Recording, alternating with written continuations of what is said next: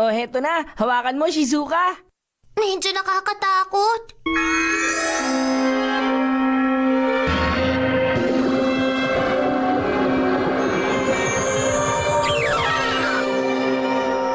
Wow! Ako na ba to? Yakadiri! Ah! Hindi naman ako nakakadiri Pero kasi... Ayos! Uuwi na muna ako sa bahay ni na Shizuka, okay? Hoy! Hindi ako ganyan maglakad! Nakakaasar naman tong palda, galaw ng galaw. Ayaw pumirmi sa pwesto. Ngayong ikaw na si Nobita pansamantala, pagkakataon mo nang gawin ang gusto mo. Na ganitong weird ang itsura. Pag narinig ni Nobita yan, magagalit yun.